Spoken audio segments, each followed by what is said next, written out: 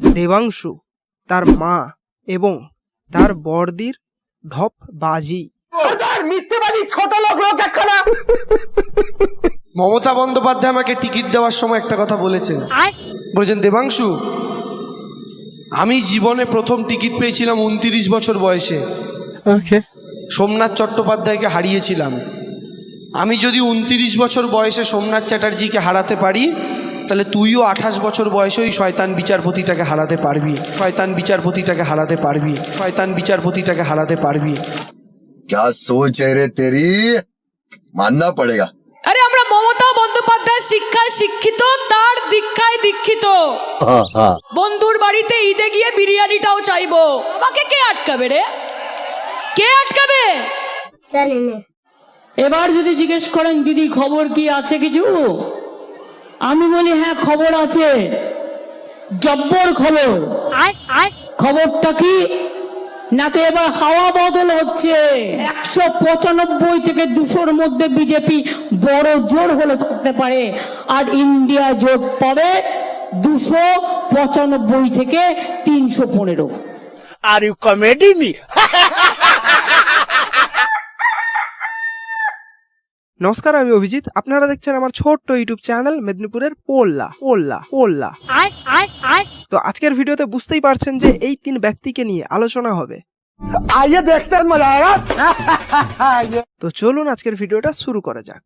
चलो भाई देखो अब मैं क्या करता हूँ। তো চলুন আজকের ভিডিওটা কালীঘাটের পাপসকে দিয়ে শুরু করা যাক। মিথ্যেবাদী ছোট লোক লোক একখানা। আমরা সকলেই জানি যে কালীঘাটের পাপস বর্তমান সময়ে তমলুকের পাপস হয়ে দাঁড়িয়েছে। মিথ্যেবাদী ছোট লোক লোক একখানা। সেই সঙ্গে তমলুকে আবার কোথাও কোথাও চটিও চেটে বেড়াচ্ছে। আর আমি তো গর্ব করে চটি চাটি, আমার কোনো অসুবিধা নেই। বাংলার চটির অসাধারণ স্বাদ, আমরা বাংলার চটিই চাটবো। একবার জিভটা দেখতে চাই আপনার, কতটা মোটা আর কতটা পাতলা হয়ে গেছে। তো এই চটি চাটতে চাটতে কি কি বলছে সেটা একটু শুনে নেওয়া যাক। বিজেপি কিভাবে বাইরের রাজ্যের কালচার চাপিয়ে দিচ্ছে দেখুন। দেবাংশুরা বলতে চাইছে যে বিজেপিরা নাকি জোরপূর্বক বাইরের কালচার আমাদের ওপর চাপিয়ে দিচ্ছে।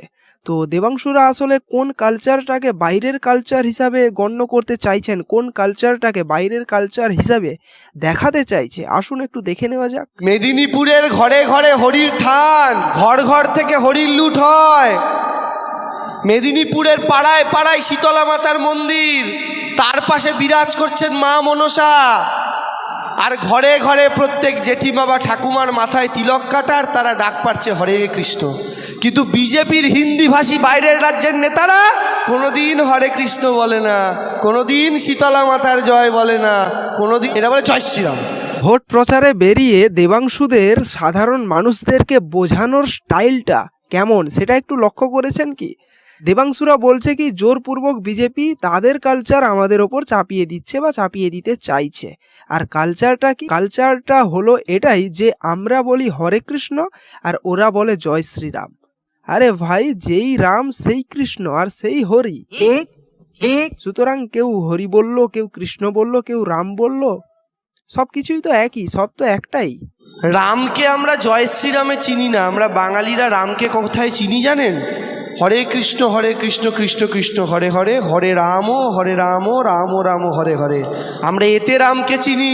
কেউ যদি মন দিয়ে ভক্তি ভরে জয় শ্রীরাম বলে, সেটাও যেরকম এক, ঠিক একই রকম ভাবে কেউ যদি মন ভরে ভক্তি দিয়ে হরে কৃষ্ণ হরে রাম বলে, সেটাও এক। রাম কৃষ্ণ হরি সবই এক, সব একটাই। আর এই চাটাংশু তথা দেবাংশু তথা চটি চাটাকে কেউ একটু গিয়ে বোঝান যে হরি কৃষ্ণ রাম সবকিছুই এক, এইবার যে যেভাবে ডাকে।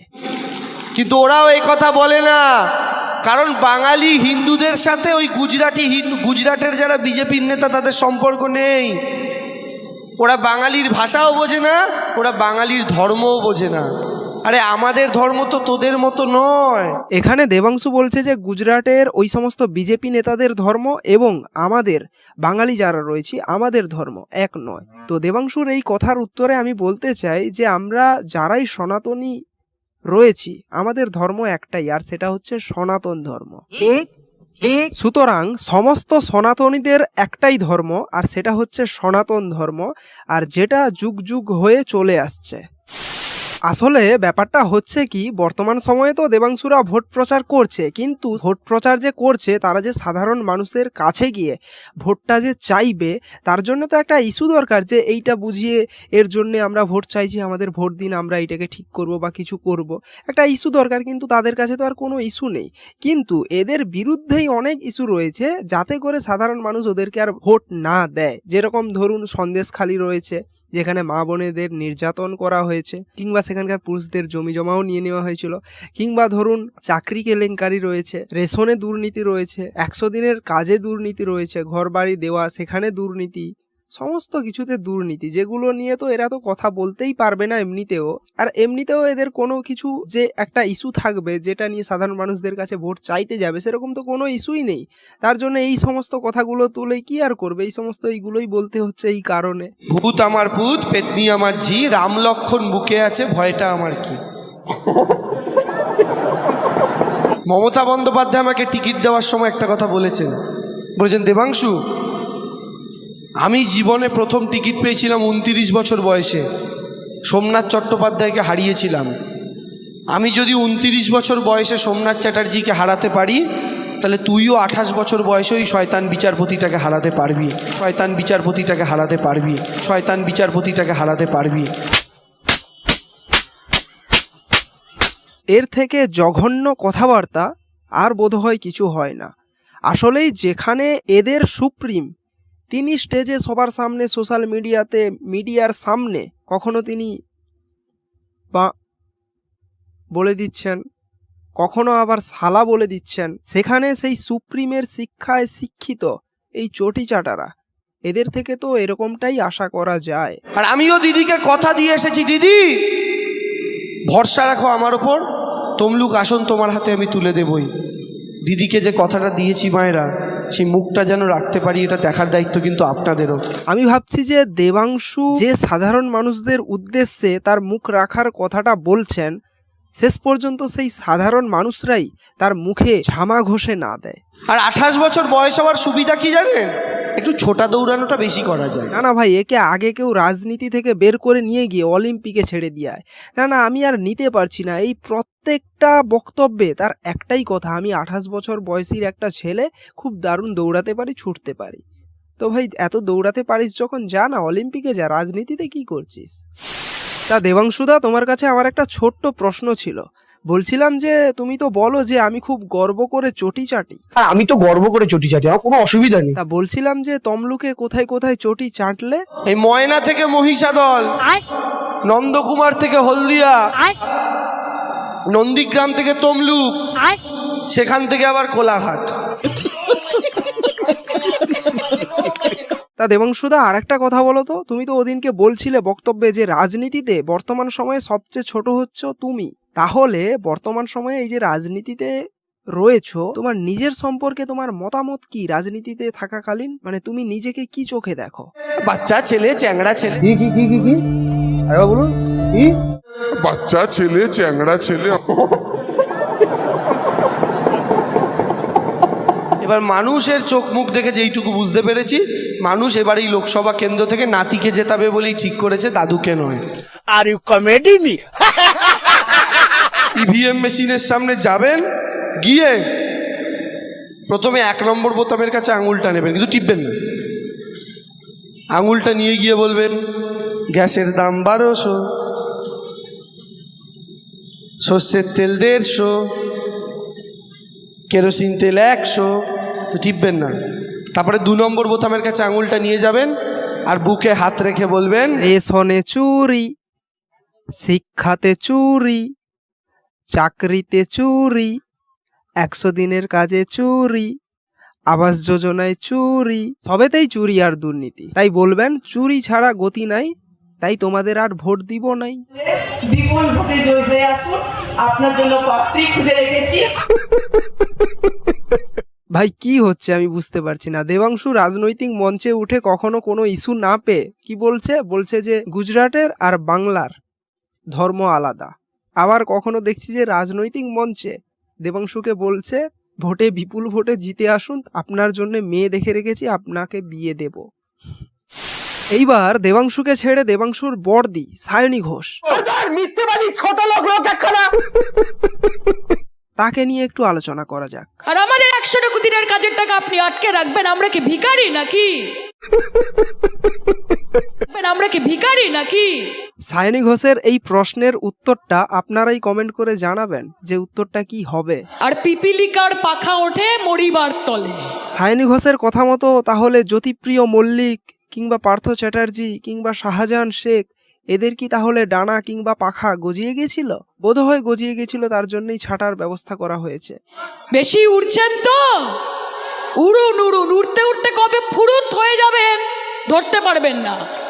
বাংলার মানুষ সব দেখছে, সব উপলব্ধি করছে। হ্যাঁ, নিশ্চিত রূপে বাংলার মানুষ সব দেখছে এবং বাংলার মানুষ সব বুঝছে এবং উপলব্ধি করছে। তার জন্যই বলছি, এই যে সন্দেশখালি কিংবা এত সমস্ত চুরি চাকরিতে এই যে দুর্নীতি, এগুলোর জন্যে যদি সেই রকম রেজাল্টটা হয়ে যায় তাহলে আপনার তথা আপনাদের কি অবস্থা হবে জানেন তো? মন্দিরের বাইরে বাটি নিয়ে আমাদেরকেই বসতে হবে।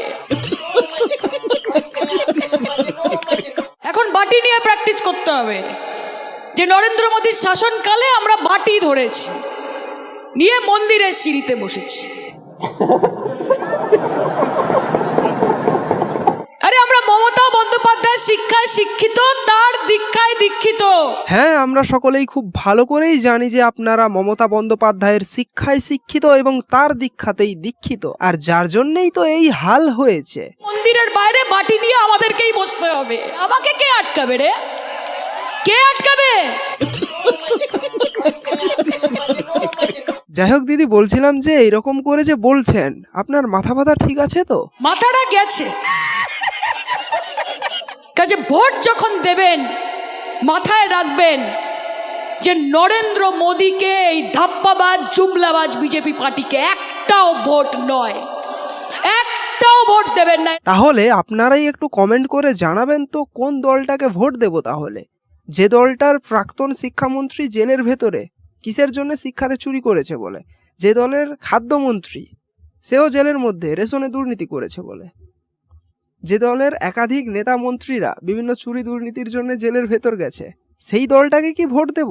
এটা একটু কমেন্ট করে জানাবেন তো। মা খেত তুলে বা খেলা হবে, খেলা হবে, খেলা হবে। ये बहुत मनुष्य लग रहे हो, मत करो, रहने दो, बहुत बुरे लग रहे हो। तौबा तौबा तौबा, सारा मूड खराब कर दिया। চিন্তাধারাটা যদি বিজেপির উন্নত মানের হয় তাহলে পাশবিক চিন্তাধারা নিয়ে সন্দেশখালি নিয়ে গল্প তৈরি করতে পারে। দেবাংশু কিংবা সায়নী ঘোষেদের নেত্রী এখনো বলছেন যে সন্দেশখালির ঘটনাটা নাকি বিজেপিদের সাজানো একটা ঘটনা। একটা মা বোনদের অসম্মান করবার জন্য বাংলাকে অসম্মান করার খুব প্রয়োজন ছিল। মা বোনেদের সম্মানটা শাহজাহানদের মতো নেতারাই নিয়েছে, সেই সঙ্গে ওদের মতো নেতারাই বাংলার সম্মানটাকেও কুলসিত করেছে। আমি বলি হ্যাঁ, খবর আছে, জব্বর খবর। খবরটা কি? না তো এবার হাওয়া বদল হচ্ছে। হাওয়া বদল মানে কি? হাওয়া বদল মানে 420 গ্যারেন্টি বদল হচ্ছে। ও বুঝি সেই 420 গ্যারেন্টিটা যেখানে বলা হয়েছিল ডবল ডবল চাকরি হবে, ডবল ডবল শিক্ষা হবে, ডবল ডবল কাজ হবে। উন্নয়ন করে দেবো, আরো কর্মতীর্থ করে দেবো, ডবল ডবল চাকরি হবে, ডবল ডবল শিক্ষা হবে, ডবল ডবল কাজ হবে। 195 থেকে 200-র মধ্যে বিজেপি বড় জোর হলে থাকতে পারে, আর ইন্ডিয়া জোট পাবে 295 থেকে 315। সাউথে একটা খুব সুন্দর ডায়লগ ছিল। ডায়লগটা কি জানেন তো? মুন্না ঝুंड में तो শুয়োর आता है, शेर अकेला ही आता है। मुन्ना झुंड में तो सुअर आते हैं,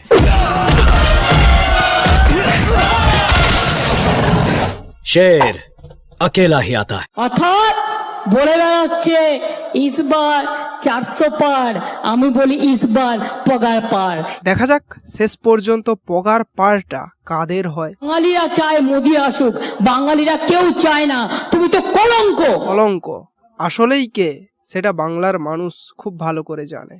তো বাস আজকের জন্য ভিডিওটা এইটুকুই। ভিডিওটা যদি ভালো লেগে থাকে তাহলে ভিডিওটাতে অবশ্যই একটা লাইক করবেন, কমেন্ট করে জানাবেন কোন পার্টটা ভালো লাগলো। চ্যানেলে নতুন হলে চ্যানেলটাকে অবশ্যই সাবস্ক্রাইব করে ওই পাশে থাকা বেল আইকনটিকে অলে প্রেস করে দেবেন, যাতে করে আমার লেটেস্ট ভিডিওগুলোর নোটিফিকেশান সবার প্রথমে পেতে পারেন। তো দেখা হচ্ছে নেক্সট ভিডিওতে। জয় হিন্দ।